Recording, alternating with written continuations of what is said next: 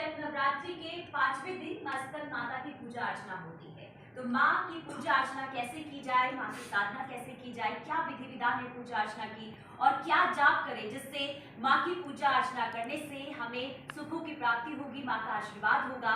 साथ ही साथ ये भी जानेंगे कि माँ स्कंद माता स्वरूप का पूजन आखिर क्यों किया जाता है और कितना महत्व है और क्या अर्थ है माता का। और साथ ही साथ ये भी जानेंगे कि माँ स्कंद माता की किस विधि से पूजा करें, माता रानी का क्या भोग है और माता रानी के भोग का क्या महत्व है, और नवरात्रि की 5वें दिन किन मंत्रों का जाप करने से विशेष फल की प्राप्ति होती है। इन सभी सवालों के जवाब के लिए हमारे साथ स्टूडियो में मौजूद हैं ज्योतिष आचार्य प्रणव शास्त्री जी। बहुत स्वागत है आचार्य जी आप। जय माता।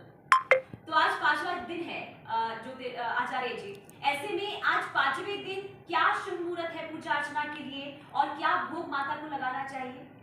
बिल्कुल, देखिए आप सभी को सबसे पहली बात तो नवरात्रों की बहुत बहुत शुभकामनाएं।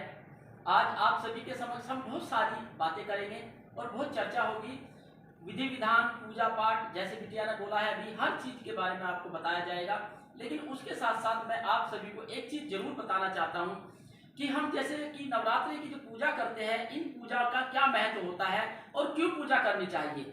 ऐसा क्या है कि 9 दिन पूजा ज्यादा करनी चाहिए और दिन कम करें तो चलेगा, क्योंकि इनका भी कुछ महत्व होता है। तभी नवरात्रों की पूजा पाठ आराधना की जाती है, बढ़ चढ़ कर हिस्सा लिया जाता है। और ये समझ लीजिए कि एक फेस्टिवल, एक त्योहार के रूप में हम नवरात्रों को मनाते हैं और इतने अच्छे तरीके से मनाते हैं, बहुत अच्छे तरीके से, क्योंकि हर एक नवरात्रि का एक महत्व है। हर एक नवरात्रि में एक माँ का नया स्वरूप सामने आता है और माँ के नए स्वरूप में नई ऊर्जा, नई ताकत के साथ हमें प्रेरणा मिलती है और उत्साह मिलता है आगे जीवन को निर्वाह करने के लिए, कि हम आगे जीवन में कैसे उन्नति करें, कैसे आगे बढ़े।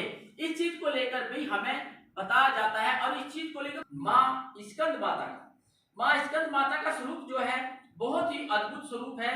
भक्तों के लिए बहुत ही अभिष्ट फल देने के लिए, यानी लाभ देने के लिए इनका उत्पन्न हुआ है। और माँ का जो 5वां नवरात्र है वो बहुत ही पार्वती के स्वरूप से हुआ है। पार्वती का एक स्वरूप होता है। देखिए, जितने भी 9 के 9 स्वरूप है, एक चीज का हमेशा ध्यान रखना, 9 के 9 स्वरूप में प्रत्येक नवरात्रों में आपको प्राप्त मिलेगा।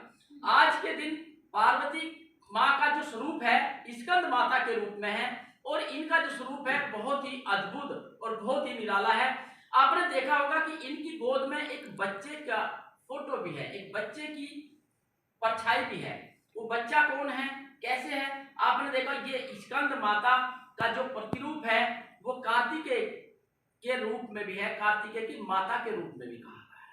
यानी कार्तिकेय जो भगवान है, भगवान शंकर जी के जो पुत्र है कार्तिकेय भगवान, उनके माता का स्वरूप भी यही स्कंद माता का स्वरूप में कहा गया है।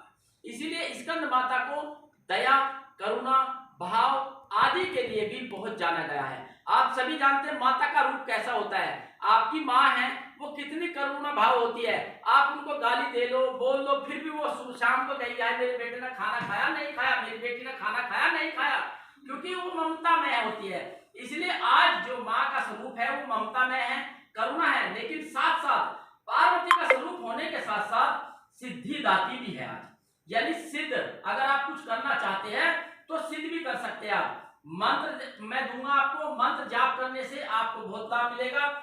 अभी बात कर लेते हैं मुहूर्त की कि कितने बजे का मुहूर्त है।